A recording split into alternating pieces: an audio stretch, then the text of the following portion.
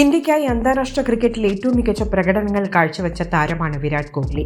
Test ക്രിക്കറ്റിലും മറ്റ് ഫോർമാറ്റിലേതുപോലെ മികവ് പുലർത്താൻ കോഹ്ലിക്ക് സാധിച്ചിരുന്നു.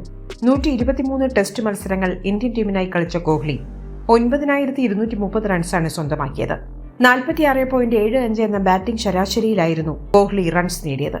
30 സെഞ്ചുറികളും 31 അർദ്ധ സെഞ്ചുറികളും ടെസ്റ്റ് ഫോർമാറ്റിൽ സ്വന്തമാക്കാൻ കോഹ്ലിക്ക് സാധിച്ചു. എന്നാൽ വളരെ അവിചാരിതമായ രീതിയിലായിരുന്നു കോഹ്ലി ടെസ്റ്റ് ക്രിക്കറ്റിനോട് വിട പറഞ്ഞത്. പല റെക്കോർഡുകൾ മുമ്പിലുണ്ടായിട്ടും ഇതൊക്കെയും വേണ്ടെന്ന് വെച്ച് കോഹ്ലി തന്റെ വിരമിക്കൽ പ്രഖ്യാപിക്കുകയായിരുന്നു. ഇത്തരത്തിലൊരു പിൻവാങ്ങലിന് കോഹ്ലിയെ പ്രേരിപ്പിച്ച ഒരുപാട് ഘടകങ്ങളുണ്ട്. ഒന്ന്, മുംബൈ ലോബിയുടെ താരതമ്യം. സമീപകാലത്ത് ഇന്ത്യൻ ക്രിക്കറ്റിൽ മുഴങ്ങിക്കേൾക്കുന്ന പേരാണ് മുംബൈ ലോബി. മുംബൈയിൽ നിന്നുള്ള കുറച്ചധികം താരങ്ങൾ ഇന്ത്യൻ ടീമിൽ നേടുന്ന ആധിപത്യം വലുതാണ്. ഇതിലേറ്റവും പ്രധാനിയായത് രോഹിത് ശർമ്മ തന്നെയാണ്. ഇന്ത്യൻ നായകൻ എന്ന നിലയിൽ മുംബൈയിൽ നിന്ന് എത്തിയതിന്റെ എല്ലാ ആനുകൂല്യങ്ങളും രോഹിത് ശർമ്മയ്ക്ക് ലഭിക്കുകയുണ്ടായി.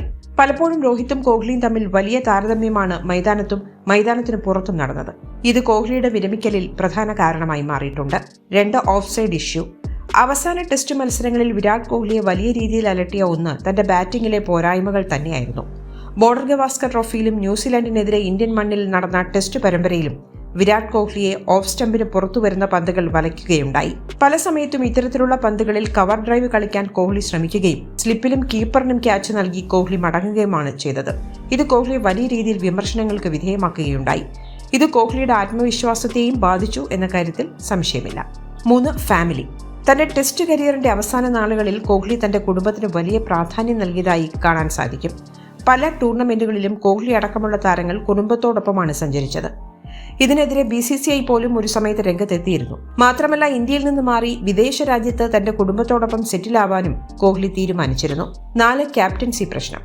ഇന്ത്യൻ ടെസ്റ്റ് ക്രിക്കറ്റ് കണ്ട ഏറ്റവും മികച്ച നായകന്മാരിൽ ഒരാളാണ് വിരാട് കോഹ്ലി എന്ന കാര്യത്തിൽ യാതൊരു സംശയവുമില്ല.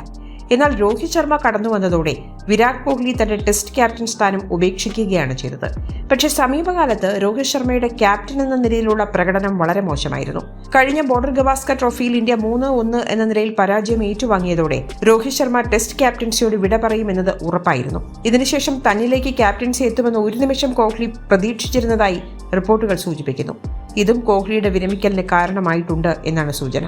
5, ഗംഭീറുമായുള്ള പ്രശ്നം. നിലവിൽ ഇന്ത്യൻ ടീമിൽ അച്ചടക്കത്തോടെ മുന്നോട്ടു പോകുന്നുണ്ടെങ്കിലും ഗൗതം ഗംഭീറും വിരാട് കോഹ്ലിയും തമ്മിലുള്ള പ്രശ്നങ്ങൾ പണ്ടുമുതലേ സജീവമാണ്. ഗംഭീർ പരിശീലകനായി എത്തിയതു മുതൽ വളരെ വ്യത്യസ്തനായൊരു കോഹ്ലിയാണ് ഇന്ത്യൻ ടീമിൽ കാണാൻ സാധിക്കുന്നത്. ഇതും കോഹ്ലിയുടെ വിരമിക്കലിൽ പ്രധാന പങ്ക് വഹിച്ചിട്ടുണ്ട് എന്ന് വേണം വിശ്വസിക്കാൻ. കൂടുതൽ സ്പോർട്സ് വാർത്തകൾക്കും അപ്ഡേറ്റ്സിനും നമ്മുടെ more sports YouTube channel subscribe ചെയ്യുക. ബെൽ ഐക്കൺ ക്ലിക്ക് ചെയ്യാനും മറക്കരുത്.